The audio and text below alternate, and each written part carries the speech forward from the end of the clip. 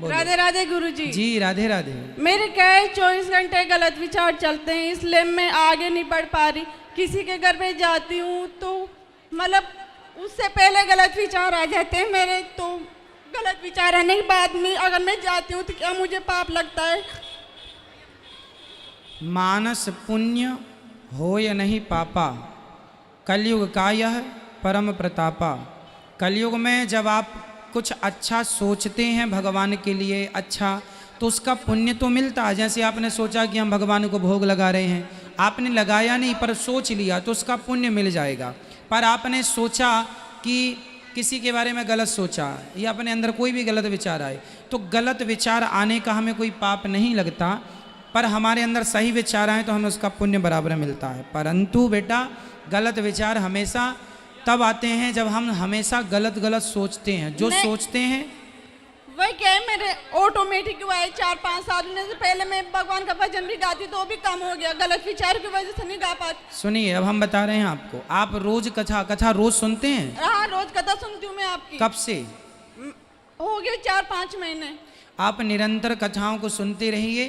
अपने आप अचानक, जैसे बारिश का जब पानी बारिश आती है ना तो सारी नदियाँ गंदी हो जाती हैं, पर बारिश रुकने के बाद धीरे धीरे आहिस्ता आहिस्ता धीरे धीरे उन नदियों का जल शुद्ध होता। उसी प्रकार जब निरंतर आप कथा की गंगा में डूबेंगे धीरे धीरे आपका मन भी शुद्ध हो जाएगा।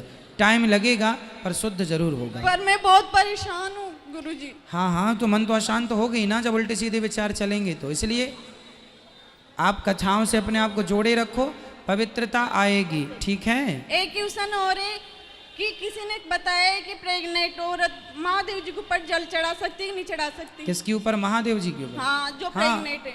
गर्भवती स्त्री बिल्कुल पूजा पाठ कर सकती है, जल चढ़ा सकती है, कोई बुराई नहीं है। ठीक है, खुश रहिए। राधे राधे गुरुजी। हाँ जी राधे राधे। गुरुजी मुझे आपसे ये पूछना है कि मैं अभी कुछ दिनों पहले गोपाल जी लेके गई थी, तो मेरी मम्मी उनको स्नान करवा रही थी। तो क्या हुआ कि उनकी जो शिखा होती है वो स्नान करते टाइम टूट गई, तो क्या वो खंडित हो गई है? ये देखो आजकल ज़्यादा शिकायतें ये आ रही हैं कि भगवान जी खंडित हो रहे हैं। एक्चुअली क्या है, भगवान को जिस धातु से लोग बना रहे हैं ना उसमें मिलावट ज़्यादा कर रहे हैं। वो धातु हो रही है कमज़ोर, है ना, तो कमज़ोर के कारण ठाकुर जी जरा सी ठोकर में ही टूट जाते हैं। तो खंडित मूर्ति को विसर्जन करके हमें नई मूर्ति, नई ठाकुर जी लेना चाहिए। तो गुरुजी मेरी मम्मी के दिमाग में ये विचार चल रहा है ना कि अगर वो टूट गए हैं तो क्या पाप लगेगा? है नहीं नहीं, पाप वाप नहीं लगता, पाप नहीं लगता, पर खंडित मूर्ति की हमारे सनातन धर्म में पूजा नहीं करते खंडित मूर्ति। तो गुरुजी उसको विसर्जित करें तो कैसे करें उसका? विसर्जित जैसे यमुना जी में, गंगा जी में विसर्जन कर सकते हैं, फिर दूसरे ले लीजिएगा। जी धन्यवाद गुरुजी। खुश रहिए। हाँ हाँ बेटा, अब आगे ले आइए ना माइक। बैठो, मैं आ रहा, चिंता ना करो। बैठिए बैठिए, बैठो, आप पहले बैठ जाओ। राधे राधे गुरुजी। हाँ मैया राधे राधे। मुझे 2 साल से मैं आपकी कथा सुन रही हूँ और आपकी कथा से जुड़ी हूँ। मुझे बहुत अच्छा लगता है, मुझे मन को शांति मिलती है।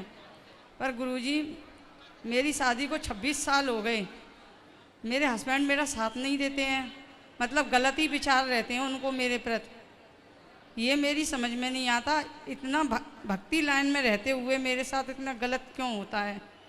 और मेरे भाई ख़त्म हो गए, मेरे घर परिवार में, दादा के परिवार में कोई दीपक जलाने वाला नहीं रहा।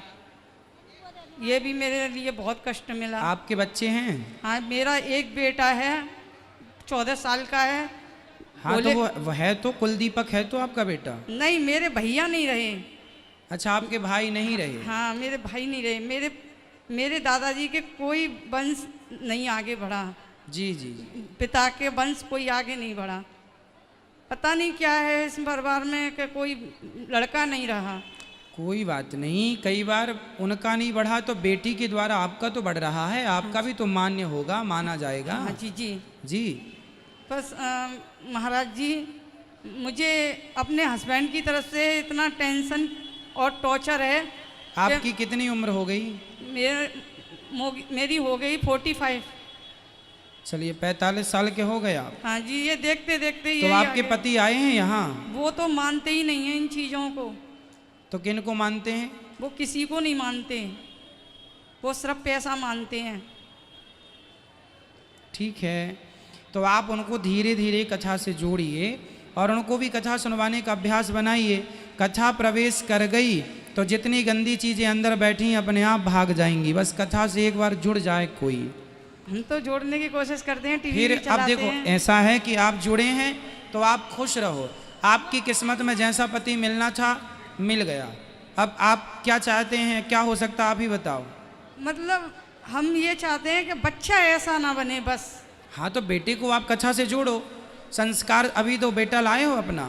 नहीं आया है। हाँ तो बेटे को तो ले आते वृंदावन से, उसको तो जोड़ो। उसके पिता नहीं जोड़े, आप उसको तो जोड़ो, उसका तो भविष्य ठीक हो। आगे लेकर आऊँगी। बिल्कुल उसको लाओ, कथा सुनवाया करो। ठीक है, खुश रहिए।